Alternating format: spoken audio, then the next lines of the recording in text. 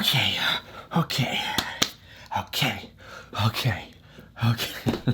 Hey guys, Sydney here. So this is the Crane M2, and I know a lot of you have been asking, when is my review of this gimbal coming out? It is coming out. I just want to give myself a little bit more time before I make a proper review. But for today, I'm going to show you how to balance the Crane M2 with the Sony a6400, as well as answer your questions.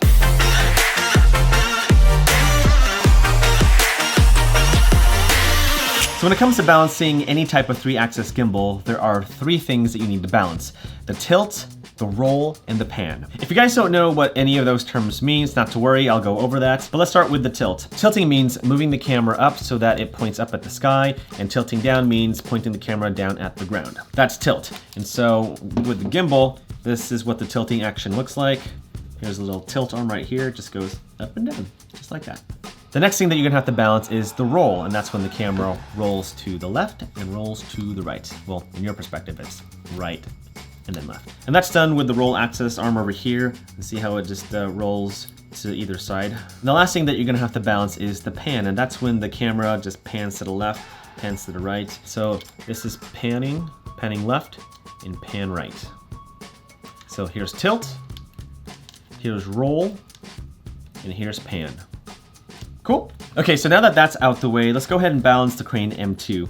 Now, it's a little bit different to balance the M2 than other traditional 3-axis gimbals. You would balance the tilt first, then the roll, and then the pan. But with the Crane M2, it's a little bit different because of how short these arms are. And so basically, you just take the principles of balancing the tilt, roll, and pan, and try to balance with all those principles in mind. And so I'll show you what I mean. All right, so first and foremost, let's go ahead and take out the quick release, the Crane M2. Now there are 2 slots in this quick release plate. There is a long slot and a short slot. The longer slots are meant for mirrorless cameras like the a6400, and the short slot is meant for smaller cameras like GoPros, DJI Osmo action cameras, or even phones. And so because I'm using the a6400, we're going to use the long slot. Okay, in the meantime, let's answer the first question. Let's go on Twitter. Okay, Emilio asks, how does your wife and family in general handle the fact that she has to be alone most of the day with the grinding and long hours you need to put up work and doing both your day job and your YouTube channel? That's a pretty deep question, man. I would say, I wouldn't consider her being alone.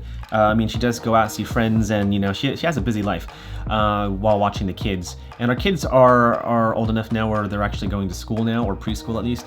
And so it's not so much that, but more of just communicating to my wife and my family, hey, I'll be working this night, that night, and maybe this weekend, or I'll wake up super early to edit a video so that, they're unaware of that. Basically, it's just over communicating what you're going to do for that week, and that way your family is well informed when you're working and when you're not working, so that the kids can play with their dad and I can be with my wife. And so it's all about communication. Good question. Okay, so with a quick release plate, you just put it on the bottom of the camera, and wherever your lens is, make sure that it's aligned with the flat part of the quick release plate. And so I'm just gonna go ahead and align it with the long slot right over there and screw that bad boy in. Next question is from Graham. Graham asks, travel backpack for photography gear, is one worth the hype of prices? I've been rocking a rugged backpack, but it's finally run its course. Oh, that's a good question. I don't know. I don't think there's like one backpack perfect for everything. That's why I have a backpack wall. So depending on where I'm going or what type of shoot that I'm gonna be on,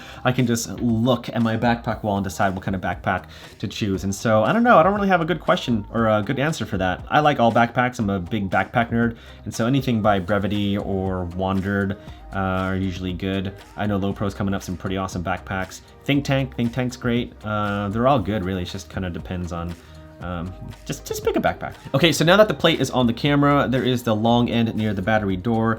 That is the section where you're gonna have to attach this setup to your gimbal. And if you look at the Crane M2, there's a little slot right there where you can just slide that plate right in. And so we're gonna do that right now. And so once you've unlocked all the axes, and you can do that by switching the latch right over there. It's underneath the pan axis arm. Go ahead and position it to where the gimbal should be upright, kind of like that. And then just slide your camera setup in all the way to the very end. There you go, done. Next question, what are your thoughts on the new Sony 35 1.8? Yeah, looks good. I think it's overpriced, but looks pretty good. Okay, so now I've attached the camera setup to the bottom of the plate. That's pretty good. Okay, so here we go. This is what I'm talking about. But because how short the arms are, you can't really balance the tilt axis first because it's just kind of it's kind of leaning off to its side. So it kind of makes sense for me to balance the roll. But again, the short arms kind of requires you to balance the roll and the tilt at the same time. So we're gonna go ahead and do that right now. I'm gonna go ahead and unlock the roll axis right over here. I'm just gonna push this over. I'm gonna set it right over there. I know it's like leaning forward. We don't want that, but at least it's not rolling off to the side. And so we're just gonna lock it there for now. And then let's go ahead and do the tilt. So I'm gonna tilt up over here and I'm going to see where the camera falls. So obviously falls forward. So now I'm going to loosen the thumb screw underneath the camera and I'm going to push the camera back so that it doesn't lean forward. Okay, so there's a second part to balancing the tilt, and you have to point the camera up and you have to see if the camera leans forward or backwards. In this case, it's leaning back, and so what I'm gonna do is that I'm going to push this whole setup down to help counteract that, that weight. And so I'm just gonna take this lock, I'm going to push the setup down. There, oh, too much. Once you adjust it, you should be able to not see any movements, and so that's looking pretty good. Okay, cool. We are making progress, friends. So this is probably gonna be the trickiest part of the gimbal, balancing the tilt and the roll. And so I'm gonna go ahead and try to fine tune these two axes before I balance the pan axis. And at the same time, I'm gonna answer the next question. Next question is from Shane. Shane asks, will you be doing workshops, meets in the Dallas area? What is your most favorite type of photography? Ooh, yeah, I'm definitely gonna be doing a workshop in the Dallas area, several actually. And so stay tuned for that. As far as what type is my favorite photography, I think I really like travel photography. Like not just seeing pretty places, whatever, but I like taking pictures of like the culture and the atmosphere of a place. And so like one time my wife and I went to Verona, and it's a beautiful city in Italy. I absolutely love it, but I just love taking pictures of like the cracks in the walls, on the pink, yellow walls, seeing like the old ladies with the cigarettes, inviting you to the restaurant. It's just so cool. And so travel photography is my absolute favorite. Okay, I think we are good with the tilt and roll. A good way to check is to move the camera in any position and to see if it stays still. And so that's good. That's good. That's good. And that's good. And it doesn't have to be like exactly perfect, just roughly balanced. Okay, so now let's do the pan. So what we're gonna do is that we're going to lean the gimbal forward, off to the right, and we're gonna see which way the gimbal swings. Okay, it's swinging to the right. So that tells me that it's heavy that way. What is it? Oh yeah, I have to bring it back. Okay. Cool. Okay. You'll know it's right when it's not leaning heavily on one side. Again, it doesn't have to be entirely perfect. You just want to get it to a good middle ground so that the motors can do the rest. Okay, that's looking pretty good, guys. Woo! And we're gonna turn this bad boy on. There's a power button off to the side. Just press and hold, and boom. There you go. Perfect. Nice. Got my joysticks over here. Very cool. Got follow mode. Let's press that trigger button once. Now I can go on any direction. I can go to lock mode. That way all my axes are locked. I can go mode, so I can do quick panning actions. I can do vortex mode, so I can do the infinite roll if I wanted to.